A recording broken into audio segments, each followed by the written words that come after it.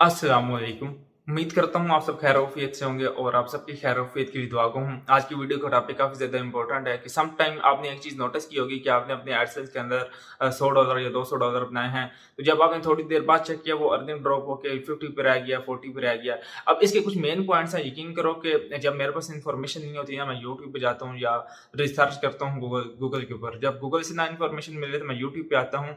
तो इस तरह हुआ कि मैं जब इस तरह कोई इन्फॉर्मेशन सर्च कर रहा था ना, तो यूट्यूब क्या करता है, मुझे मेरा ही चैनल रिकमेंड कर रहा है कि भाई इस चैनल से मिल जाएगी। अल्लाह का नाम है यार, यकीन करो पूरे यूट्यूब पे ऐसी इन्फॉर्मेशन आपको वाक़ई ही कोई नहीं प्रोवाइड करेगा। अब मैं आपको एक चीज़ बताता चलूँ कि यार मुझे पता है कि आप तमाम दोस्त ज़हीन हैं, बहुत ज़्यादा वो कहते हैं ना समझदार हैं, लेकिन इस बात और जो मेन पॉइंट्स हैं ना, उनको एक दफ़ा समझ लो और उसके बाद अपनी ज़ानत को इन चीज़ों से कंपेयर कर लेना। अब यहाँ पे मैं आपको एक चीज़ बताता चलूँ कि देखो मैंने 5 मेन पॉइंट्स लिखे हैं जो गूगल खुद भी उसमें से 2-3 गूगल खुद भी कहता है और 2-3 मैंने खुद प्रैक्टिकल किया और उसके बाद अपना एक्सपीरियंस आपके साथ शेयर कर रहा हूँ। 3 से 5 मिनट की वीडियो होगी, आखिर तक देख लेना, बेनिफिट काफ़ी ज़्यादा होगा।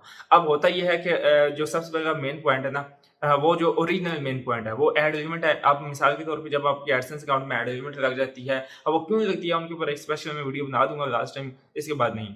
अब क्या होता है कि जब आपके अकाउंट के अंदर ऐड लिमिट लगती है, तो अगर आपके 100-200 पड़े हुए हैं, तो वो डॉलर कट होके थोड़े-थोड़े थोड़ी अमाउंट रह जाती है। अब इसमें क्या होता है कि गूगल के जितने भी 200 फ़िल्टर्स हैं, उसके तो टोटल वो खुद कहता है कि मेरे को कमोबेश 200 ऐसे फ़िल्टर्स हैं, जिसके अंदर मैं ना ट्रैफ़िक को मुवाज़ना करता हूँ, कंपेयर करता हूँ और फ़िल्टर करता हूँ और उसके बाद यूज़र्स की रिवेन्यू को मैं ड्रॉप कर देता हूँ। सेकंड नंबर पे ये पॉइंट है कि उसे कहते हैं अकाउंट एज। अगर अकाउंट आपका फ्रेश है और आपने एक ही दिन में 1000 2-2 हज़ार डॉलर बना दिए हैं, तो चाहे वो लोडिंग के ज़रिए बनाए हैं, चाहे वो आर्बिट्रेज मेथड के ज़रिए बनाए हैं, तो उसमें क्या होता है कि आपकी अर्निंग ड्रॉप होके कितनी रह जाती है, बहुत कम रह जाती है, ठीक है? एक दिन में जो अकाउंट न्यू होता है और उस अकाउंट के उड़ने के चांसेस भी ज़्यादा होते हैं। अच्छा, थर्ड नंबर पे मैंने ये पॉइंट नोटिस किया कि देखिए मिसाल के तौर पे अगर आप कहीं से प्रॉक्सी से ट्रैफ़िक ले रहे हैं या फेक ट्रैफ़िक ले रहे हैं, तो उससे क्या हो जाता है, अर्निंग ड्रॉप हो जाती है। फेक ट्रैफ़िक क्या होती है, वो गूगल पकड़ लेता है, कोई चांस ही नहीं है। फेक ट्रैफ़िक में वीपीएन आ जाता है, प्रॉक्सीज़ आ जाती हैं और उसके बाद इनवैलिड क्लिक्स आ जाते हैं, जो कि जेन्युइन ट्रैफ़िक आते हैं। तो ये जो 3 पॉइंट थे, ये मैंने खुद लिखे हैं। 2 और पॉइंट है, वो मैं आपको बताता हूँ। एक पॉइंट मैंने ना अपनी डायरी के ऊपर एक-एक चीज़ ना नोटिस की है और उसमें से ना एक ये भी देखा गया है कि इंस्टेंट मेकिंग मनी और अकाउंट हेल्थ। अकाउंट हेल्थ जब खराब होती है ना, अकाउंट हेल्थ अब किस तरह से आपने चेक करनी है? यूज़र्स का ये भी मेरे से सवाल होता है कि हमने अकाउंट हेल्थ जो है वो चेक करनी होती है, तो वो हमें नहीं पता। अब आपने एक दिन बनाए हैं $10 अपने अकाउंट में, जिस मर्ज़ी तरीके से बनाए हैं। आपने नोटिस किया कि आपकी एक दफ़ा अर्निंग 10 से सीधा 5 या 4 पे आ गई। अकाउंट का 90% ऑफ द हेल्थ खराब होगी, वो कन्फर्म डिसेबल होगा, अभी नहीं तो फिर आखिर में जाके। तो अकाउंट की हेल्थ को मज़बूत रखने के लिए उसके ऊपर हमेशा ही जेन्युइन ट्रैफ़िक दी जाती है। अब आ जाती है बात ये कि अब आपने तकरीबन लास्ट ईयर्स में, क्योंकि हम लोग एडसेंस लोडिंग करते हैं, मैं खुद करता हूँ, ठीक है? और फेसबुक से ट्रैफ़िक देते हैं, most of the Facebook traffic से ये होता है, बाज़ दफ़ा अर्निंग ड्रॉप हो जाती है, लेकिन उनसे अकाउंट भी डिसेबल हो जाता है, वो अर्निंग मिल जाती है। अब जो इनवैलिड एक्टिविटी हो जाती है, वो कब होती है?